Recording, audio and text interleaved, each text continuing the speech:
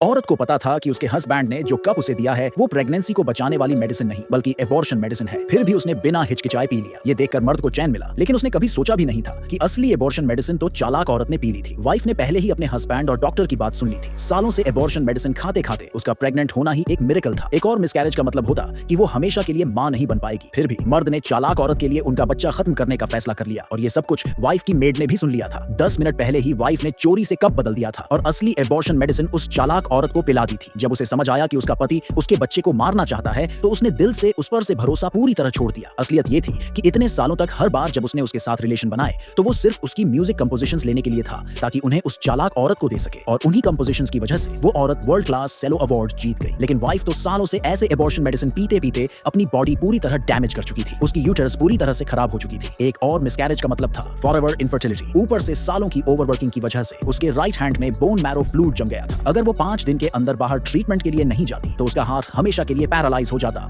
और वो कभी भी सेलो नहीं बजा पाती। लेकिन ट्रीटमेंट करवाने का मतलब था बच्चे को खो देना। जब उसने स्क्रीन पर उस ग्लैमरस कपल को देखा तो वो अचानक जैसे नींद से जागी। उसने तुरंत फ्लाइट बुक करने की कोशिश की, लेकिन तब उसे पता चला कि उसके हस्बैंड ने 3 साल पहले ही सभी एयरलाइंस को ब्लॉक करवा रखा है कि उसे कोई टिकट न मिले। तभी उसे समझ आया कि मर्द ने उसे पूरी तरह रास्ता बंद कर दिया था, सिर्फ उस चालाक औरत की सक्सेस के लिए। लेकिन अब उसे हर हाल में 5 दिन के अंदर निकलना था। उस रात वो हाथ के जाम होने से बचाने के लिए मेडिसिन लेने ही वाली थी कि अचानक उसका पति घर आ गया। उसने हॉस्पिटल विजिट के बारे में कुछ नहीं पूछा, बल्कि उसे बोला कि जल्दी से चालाक औरत के लिए म्यूजिक कंपोजिशन खत्म कर दो। जब वाइफ ने कहा कि उसका हाथ अब बजा नहीं सकता तो उसने उसे झूठा समझा। उसे लगा कि वाइफ बस इसलिए बहाना बना रही है क्योंकि वो म्यूजिक लिखना नहीं चाहती। शादी को सिर्फ 1 साल हुआ था और उसने पहले ही 99 कंपोजिशंस उस औरत के नाम पर लिख डाले थे। फिर भी पति के दिल में उसके लिए कोई जगह नहीं थी। ये सुनकर वो थोड़ा नरम हुआ। वाइफ भी ज्यादा जिद नहीं कर पाई, क्योंकि अगर वो गुस्सा हो जाता तो उसे विला से बाहर निकलने ही नहीं देता, और उसका पासपोर्ट भी 3 दिन बाद ही तैयार होने वाला था। तो उसने उसी रात कंपोजिशन पूरी करने की हामी भर दी। अगली सुबह जब पति निकल रहा था तो उसने फिर से याद दिलाया कि म्यूजिक जल्दी से खत्म कर देना। वाइफ ने ऑरेंज जूस मांगने का बहाना किया ताकि वो किचन में जाए, और उसने पति का फोन उठाकर एयरलाइंस को मैसेज कर दिया कि उसकी ट्रैवल पर लगी रोक हटा दें। फिर उसने तुरंत मैसेज डिलीट भी कर दिया। लेकिन जैसे ही पति वापस आया फोन फिर से बजा और चालाक औरत का मैसेज आया। ये देखकर वाइफ ने चैन की सांस ली। मैसेज पढ़कर पति बोला कि उसे काम पर जाना है, अब बस 2 दिन बचे थे वाइफ की आजादी के लिए। उस दिन उसने देखा कि पति उस औरत को अपने पेरेंट्स से मिलवाने ले आया। सास ने तो यहाँ तक कह दिया कि बहू जाकर उसके लिए हॉट मिल्क बना ला। ये सुनकर वाइफ को आइडिया आया। जब वो दूध लेकर आई तो उसने जानबूझकर पूरा दूध उस औरत पर गिरा दिया। पति घबरा गया और वाइफ को बोला कि बर्न क्रीम ला कर दो। जब वो उसे दवा लगाने लगा तब वाइफ ने कमरे में जाकर सॉरी बोला